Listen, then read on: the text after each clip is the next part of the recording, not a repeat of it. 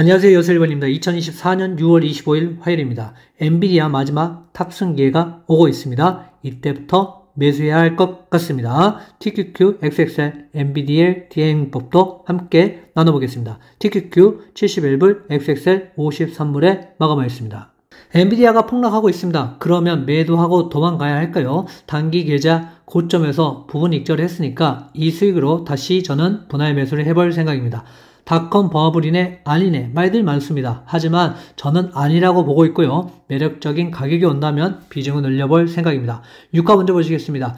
다시 상승하는 유가입니다. 지금 현재 70불에서 90불 박스권이 형성을 하고 있는데 지금 어느 정도 올라가고 있는 상황이라고 볼 수 있습니다. 더 오를 가능성은 약간은 높은 상황입니다. 지금보다. 유가 흐름이 어려우니까 매수를 하시려는 분들은 정유주를 모아가는 것도 저는 방법이 될 것 같고요. 이렇게 유가가 계속 올라간다면 인플레이션은 안 좋을 수도 있으니까 이 부분도 참고하시면 좋을 것 같습니다. 엔비디아는 6.6% 하락했고요. 애프터장에서 지금 1.3% 정도 하락 중입니다. 계속 흘러내리고 있는 상황입니다. 그래서 얼마나 흘러내릴지 함께 좀 이따 보겠습니다. 10년물 금리는 여기서 박스권을 형성을 하면서 안정적인 모습을 보여주고 있습니다. 금리 인하 내용들이 슬슬 나오기 시작했는데요. 그렇다면 조금 더 빠지지 않을까라는 생각을 해볼 수 있습니다. 하지만 언제 할지 아무도 알 수 없기 때문에 금리 인하는 예측보다는 대응의 영역으로 남겨둬야 될 것 같습니다. 마이크론은 지금 매출도 계속 증가한다. 주당 수익도 증가한다. 그리고 추세 자체가 이렇게 계속 올라가는 추세가 되고 있습니다. 우상향을 하고 있기 때문에 이번 실적도 저는 상당히 좋을 거라 생각하고 지금 모아가는 종목 마이크론이라고 여러분들에게 말씀드렸습니다. 이거를 장기간으로 들고 가지 않을 것 같고요. 단기간으로 어느 정도 하고 장기간으로는 어느 정도 또 나눠서 보유를 하지 않을까라는 생각을 해보고 있습니다. 일단은 20에서 30% 정도의 비중을 가지고 모아가 볼 생각입니다. 어제 전체적 지수를 보시면 다우 지수는 상승했고요. 나스닥은 1% 하락, S&P 500은 0.31% 하락. 엔비디아를 중심으로 지금 AI, 반도체 관련된 업체들은 지금 다 하락하는 모습을 보여줬고요. 유일하게 버틴 업체가 MU, 그 다음에 AMD 정도만 어제 하락을 조금만 했다라고 볼 수 있겠습니다. 그리고 지금 정유주가 좀 상승하는 모습, 원유가 상승하면서 정유주 상승하고 있고요. 제가 말씀드렸던 금융섹터 많이 상승하고 있는 모습입니다. 현재 P를 보시면 엔비디아는 76에서 69로 어제 떨어지는 모습을 보여줬습니다. 현재 P입니다. 그리고 포워드 P를 보시면 엔비디아는 36에서 32로 떨어진 모습입니다. 그래서 지금 계속 이렇게 낮아지고 있는 상황입니다. 그래서 이렇게 계속 낮아진다면 저는 분할 매수로 괜찮지 않을까라는 생각을 하고 있습니다. 공포와 탐욕 지수는 현재 40입니다.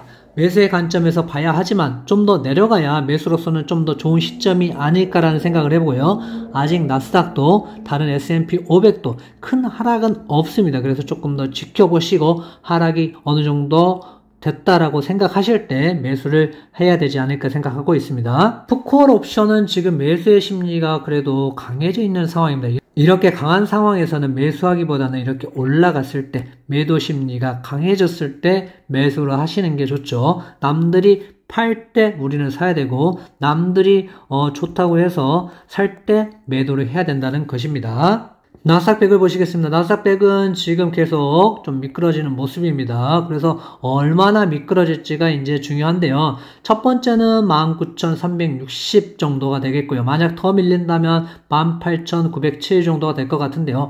이 지점부터는 아주 매력적인 구간이 될 거라고 생각을 하고 있습니다. 물론 여기서 몰빵을 한 건 아니고요. 내려가는 것도 준비는 좀 하셔야 되겠죠. 하지만 이런 상황이 온다라면 괜찮은 매수 시점이 될 수 있기 때문에 유의하셔서 보시면 좋을 것 같습니다.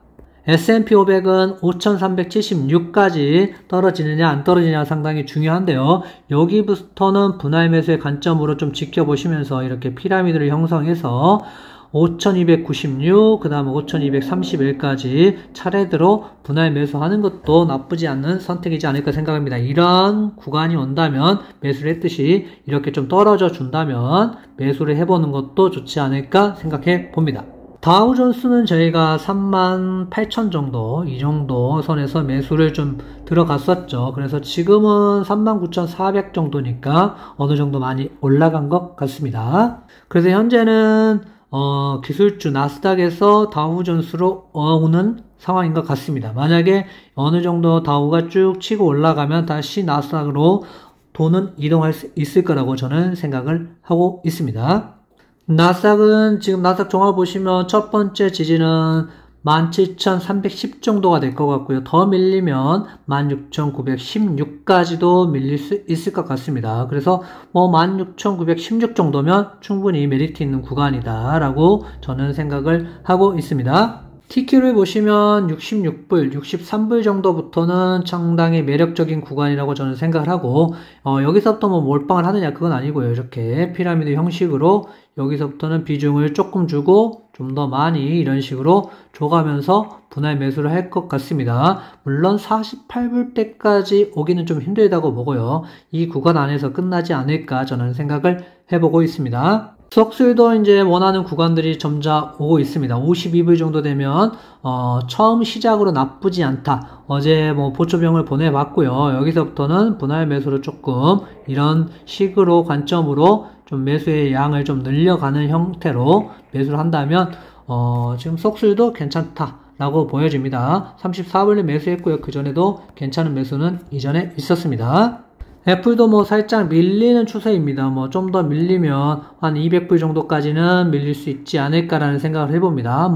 빠지면 그때 가서 애플은 모아가는 것도 나쁘지 않다라고 보여집니다. 마소를 보시겠습니다. 마소는 417불, 412불 이 정도 근방에서 매수를 했습니다. 그래서 지금은 충분히 올라가고 있는 시점이기 때문에 계속 지켜보셔도 괜찮지 않을까 생각을 하고요. 물론 여기서 팔고 다시 사겠다 이렇게 하시는 분도 있겠지만 마소 같은 기업은 좀 이렇게 빠졌을 때 매수를 하고 쭉 보유하시면서 가지고 가는 게 좋지 않을까 생각해 봅니다. 엔비디아를 보시겠습니다. 엔비디아는 지금 현재 예전에 조정 받았을 때가 한 20% 정도, 23%까지 이 정도 조정을 받았던 것 같습니다.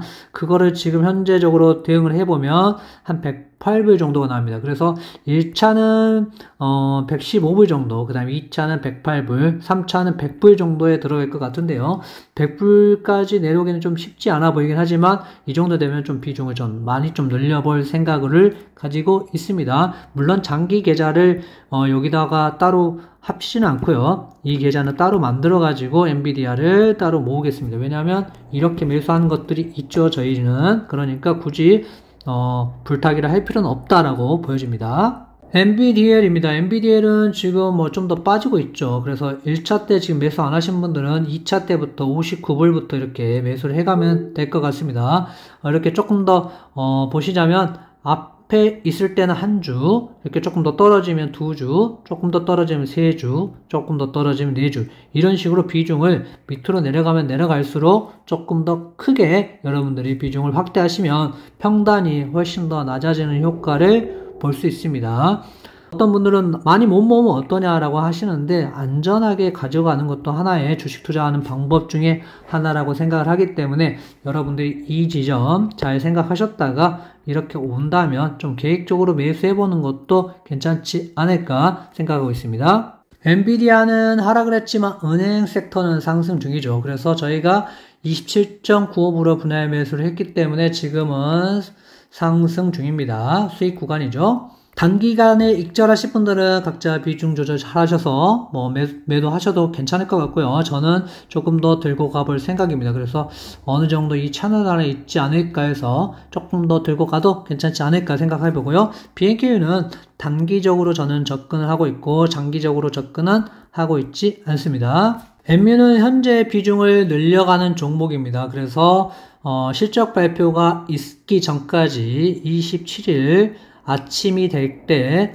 그러니까 5시 이후로 될 때까지, 그 전까지 좀 비중을 확대를 할 거고요. 20에서 한 30% 정도 가져가 볼 생각입니다.